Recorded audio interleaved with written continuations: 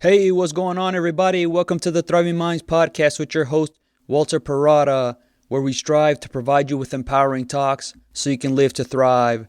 I hope you find yourself in the right frame of mind, focusing on the things within your control. All right, so today's episode is viewing money as a tool instead of the destination. So, how do you come to view money and its role in your life? Do you see it as the highest priority, or is it just a means to live your life? Now, each and every one of us, the significance of money is going to differ. For some, it's going to be the biggest thing that they're chasing. And for others, it might be a low priority. But no matter what, it has some effect on us. Money is used as a universal form to receive things like groceries, buy a home, for electricity, or to go see a live concert, so many different things. Since it's so extremely hard to be great at so many different things like cooking and building a house and repairing things and growing food, we've come to specialize in a craft or a skill to make a living. This allows our society to theoretically be more efficient. This means that you don't have to know how to do all these things, where you can just focus on a few or maybe just one earn a living. We all need to make a living somehow, or maybe somebody else is supporting you. But either way, money plays a role in all of our lives. It provides that ability to meet our needs, to survive. And the more money that one has, it does provide more security, where needs are met and certain problems can be solved. That means that you have enough to buy food, a home, transportation, things to enjoy life. And if you happen to get sick or injured, money can help to get you the services that you need. So obviously, this is going to dominate our thoughts, how we behave, and the decisions that we make. From a young age, parents and teachers ask kids, what do they want to be when they grow up? And kids are thinking about what they enjoy doing right now that's going to shape their choice. Whereas the adults are thinking, how much income will their choice of career make them so they can sustain themselves? Growing up, I wasn't thinking about picking a career or what I was going to do. I wasn't thinking about what job I wanted to have. I just wanted to be a Ninja Turtle, to help fight crime and do all the cool things the turtles did, like live underground with their brothers, eating pizza all the time. In fact, that's still what I want to be. But as of right now, that would mean having a very hard life where my physical needs are not met consistently. So that's on hold for me right now. In a capitalistic society, money is used to measure progress, to see how much goods and services have been produced, and this trickles down into our everyday lives. Schools measure how well students are doing by the test scores they receive, and the higher the scores, the more they're valued and they're rewarded with more funding. Businesses measure their productivity in the amount of revenues produced that tells them how well the business is doing. The better the performance is, the more money can be used to expand the business or reward the people within the business. Either way, people are viewed as an asset, and this affects our own thinking. Others see me or expect me to contribute to the overall bottom line, and if you're not contributing to it, you're somehow a problem. It means that you're not contributing to society. And this is understandable why many people see the amount of money you have or earn as a direct measurement of your significance. The more money someone has, the more significant others will view them as. Wow, you have a lot of money. That makes you so special. And people are going to cater to them because they probably want the same thing. They may offer advice on how to do it. Or better yet, they'll share their money with them. But the less money someone has, the less significant others will view them. And this affects our view on money and even how we see ourselves and others. Logically, this is why pursuing more money makes it worthwhile. That when I have a certain amount of money, that I'm somebody, or at least it lessens some of my worries. This could slide into viewing money as a way of being validated. If making more money seems within reach, we're more likely to go for it, even if it means compromising. This could be taking a job that you're not thrilled about, but can tolerate, knowing that it's not aligned with what you really want. It's much harder to turn down more money in the short term than it is waiting and working towards the passions that drive you, because those passions early on are not going to pay off immediately. The common things are said like, be sensible or make smart choices, which mean do the safe things, even if it means being miserable. What is this? Being safely miserable instead of happily uncertain? The way money is viewed has that crippling effect that can make one scared into making decisions they're not happy with. They might take a job or stick to one that they're not satisfied with. And depending on the research that you look at, as much as 85% of people don't like their jobs. It's a way to make a living, and if they leave that job, the repercussions are obvious, such as not having enough to survive. So the fear of being wrong, having people that depend on you for income, not knowing what will happen, can make a person reconsider that maybe it's not so bad where I'm at. I can make this work, or we'll see how it goes. Only when enough time passes, it can feel as if life is getting away, or you might be feeling trapped. But money also supplies an emotional need. Like when you win or do something good, it rewards what you've done. It satisfies that competitive side.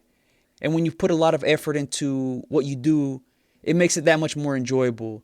This can make you want more. And it can even become an addiction where no amount of money can feel satisfying. If you just look at Ivan Boesky, he was a high earner on Wall Street in the 1980s. He was an investment banker and made millions. But later he got a lot of insider information about companies that would be bought. And he used that to profit, which is illegal. And this kind of contributes to that money is evil or having lots of money is bad. Eventually he was arrested for his actions because that's just an unfair advantage that he had. But what was interesting was he didn't even need to make any more money. That insider trading information, he was already making a massive amount of money even without that insider information. But maybe the rush of more money were huge wins that seemed to satisfy maybe his ego. And this is a good lesson that we should look at the relationship we have with money. Money is not all bad or good. It's what you do with it and how you manage yourself. You know, an important question that you could ask yourself to be better in control is, how much money do you need to be happy?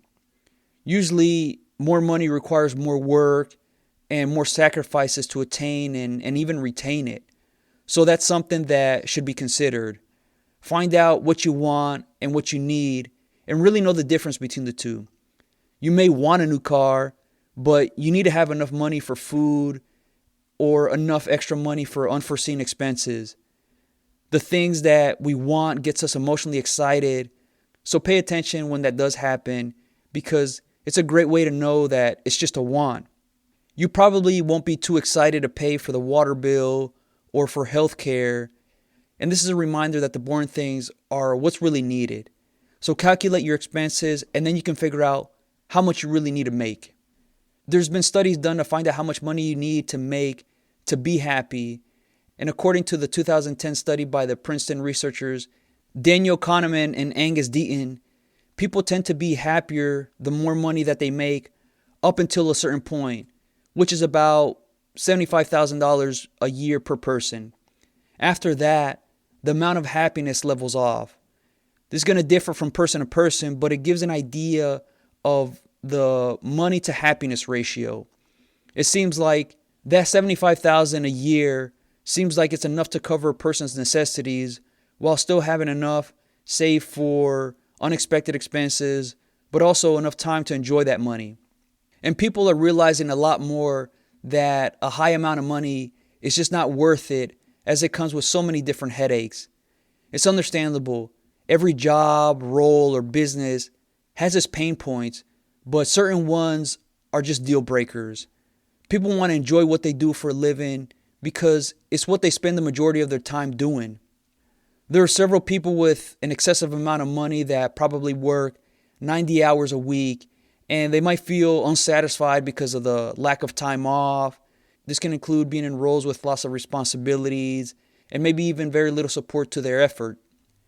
It's easy to think that having more money is going to result in a better life. But if you're waiting on money to be a solution or a way out, it can disrupt life for the worse. Some would say that money is the root of all evil, or that money brings out the worst in people, or that it changes people. But others will say that having more money just magnifies who you are. It can expose the deficiencies that were probably unnoticeable. So if you were a jerk with very little money, it's just going to make you a bigger jerk. If you were a kind person without it, then you'll just be an even kinder person with it. Warren Buffett, the billionaire investor, his first wife, Susie Buffett, is a great example of money magnifying her qualities. She was known as a sweet, giving person all throughout her life. When Susie and Warren first began their family, Warren was heavily focused on his investment businesses, constantly working, and Susie was the one who took care of everything at home, the kids, the house, and everything Warren needed. Warren even said that she was the one who put him together, that really cared and loved him. But once the kids grew up, Susie started many philanthropic foundations and focused her efforts on them and the people that truly needed her help. The AIDS pandemic was a big cause she was committed to, and Warren would give her a few $1,000,000 at a time, which she would use for the foundation and the people who were in need of it. At times, she was a bit too generous, but impacted many people's lives for the better. She even swayed Warren to get involved in philanthropic work himself. You know, stories like these are overlooked because negativity grabs the headlines. But this shows that money just magnifies who the person is. What would be beneficial to ask is, what deficiencies do you have and how can you improve on them? This gets you to be ahead of things before it really becomes a problem. Look, we all have deficiencies, and this is just something that we should reflect and find ways to manage and improve on them. Some of my deficiencies are dwelling on things, replaying what I could have done different, and this gets me in trouble because I'll be distracted from the things that are right in front of me, where it keeps me stuck, affecting the amount of energy to do things well. It's something that I'm more comfortable with, and I'll just remind myself to learn and use those lessons going forward and move on relatively quickly. So taking this proactive approach helps improve yourself in the situations that you find yourself in, especially if you start earning a high amount of money. You'll better be able to control the money as opposed to it controlling you. Correct those things when it's still relatively manageable, because the longer you take to do so, it becomes so much harder to correct it later on. This is just going to help you manage whatever amount of money you do have. Being impulsive or too emotional can lead to a lot of money troubles. It's not just how much money you earn, but how much you can retain. Having wise spending habits are going to ensure you have it when you really need it. So just because you have a little bit of money left over or an excessive amount doesn't mean you should spend it, but rather use it as a cushion. That's when self-control and discipline is going to help you out without you digging yourself into a deeper hole. Focus on your behaviors, and that's going to tell you how you're going to handle money. Can you delay gratification? Can you say no to temptation? Can you avoid following the crowd? What do you spend most of your time doing? These are indicators of where your focus is. If you struggle with them, know that you can improve on them. If it's too difficult, ask for help. Surrounding yourself with good people and their money habits can eventually rub off. Evaluate what decisions you make when it comes to buying things. What are your most expensive purchases? What entertainment do you spend time on? Do you buy brand names because of its recognition or because of its quality? What are your hobbies? Answering these types of questions helps you know what to look for and what you spend your money on. The sooner that you can tighten the belt or cut the fat, the better off you'll be. Hopefully, money is seen as a tool to help you and not the end goal. Some see money as a way to do what they want with their time. It affords them the opportunity to not be stuck at a job or a profession that they don't enjoy. These types of people are less concerned with what money can buy, and instead, it provides them with choices. Choosing to say yes to freedom, to be around people they want to be, instead of people they have to be around. I'm sure you or someone you know works with or have worked with people who contribute to a toxic environment. You know, they're negativity and poor energy just brings a whole mood down that can be carried home.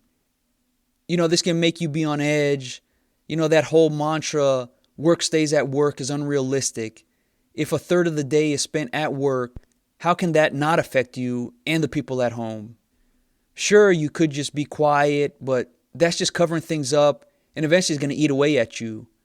Maybe you can spend your money on moving to an uplifting environment. Higher paying jobs tend to come with higher expenses, like higher housing and long commutes, but trading that off for less pay in a better environment might be worth it. And that's so difficult to measure in a monetary amount. How much would you be willing to pay for being at peace? With enough money, you can start up a business that you enjoy being in, or using it to take time off to rejuvenate and find out what you want to do long term. Use it to your advantage and not just a way to offset the headaches that you experience. For teenagers and young adults, there's the pressure to figure out, what are you going to do to earn a living?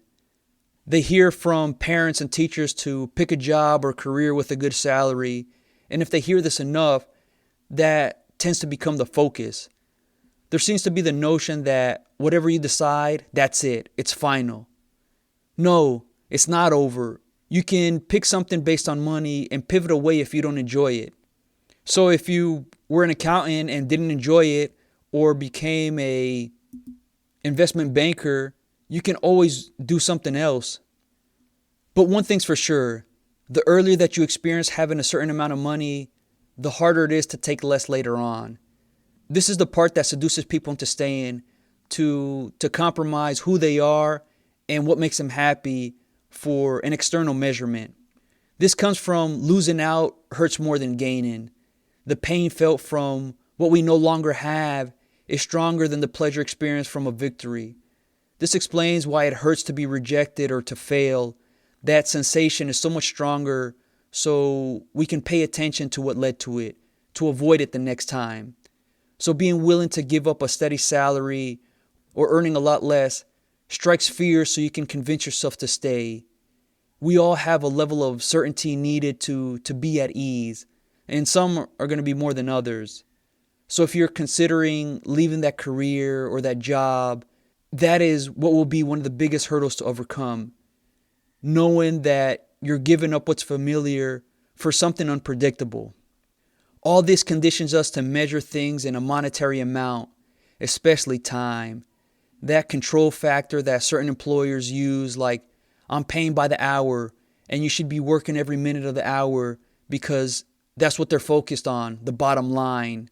Seeing people as assets and how productive are those assets then shape our thoughts and actions. There's going to be that authentic version in you telling you something is off. Life shouldn't be based on an hourly rate. But then what middle management will emphasize is work starts at 7 and you should be working right at that time. Is this all there is? Being a cog in a factory? Just output? Don't think? Just do what someone says? And they'll use ultimatums where if you don't do your job, then there's going to be repercussions. And that's what's going to drive people to avoid punishment. And many see not having enough money the same way, where if I don't have enough, then that means not having a home or not having food. How about dialing back certain expenses related to status? A big house or a new car, private school or a certain subscription, is that really needed? Could you downsize to give yourself room to breathe? I remember growing up, one of the big worries was being out on the street if there wasn't enough. But that's just further driving home the point of reacting, waiting for things to get bad before doing something. So the consequences motivate more than the potential rewards. Emotions start to take over, imagining the worst case scenario, and then it becomes about scrambling to stay afloat. A great response would be to acknowledge that worst case scenario and then figuring out how to prevent it from happening. And if it does happen, to have a solution for it. Use some of that energy to get ahead from it happening. It's great to have a balanced outlook on money, knowing that it's a necessity, but not where it dictates everything about you. The better that you can understand yourself, the better you can manage the role money has in your life. You'll be more self-aware of the things that grab your attention, where you spend your money and energy on that can prevent things from becoming a problem later on. This highlights certain patterns that can make things obvious. In our day-to-day, when we don't stop to reflect, being honest with ourselves, there's a greater chance that the same mistakes are going to be made. And this can be extremely frustrating because they may feel others are to blame when really the answers are right in front of us. Obviously, it will hurt to acknowledge your deficiencies, but it's a roadmap of where the problems lie. When you can self-assess, you essentially gain the answers for future situations you find yourself in. So let's say you received $100 for your birthday or whatever. If it's to immediately buy a pair of shoes or a jacket, you're getting the answers that you give into enticing things. Knowing this will slow down your thinking and override the wanting to give in. That hesitancy can be used to really think it over and say, you know what? Maybe I'll pass on this. The relationship you have with money is not all about calculating numbers or how smart you are, but it's more about your thinking and your behaviors that relates to the currency system. It's merely a tool to aid you and not a magic wand to correct things. Money is limited in what it can do. It can't cure low confidence, anxiety, being loved, changing the past, and especially can't buy time. Money can mask certain things, but it also can unravel things if you're not prepared to handle it. It can inflate your ego thinking you're above others, that the rules don't apply to you, and this can set up for an extremely rude awakening. Millions and billions can be made, and it can be lost. The higher the climb, the greater the potential fall. But money can allocate resources to help find cures for diseases, to give people the ability to improve their lives with good living standards, to gain information and become empowered. It can provide the chance to spend time with your loved ones. Use it to your advantage and be careful not to be consumed by it. Don't be defined by it, but instead define what you're going to do with it. Know that you're independent of it. It was created so people can specialize in a certain field to be more efficient. Imagine being a farmer, a rancher, a mechanic, an engineer, an accountant, a construction worker, all at the same time. You're probably going to be stretched really thin and the quality of work is going to suffer.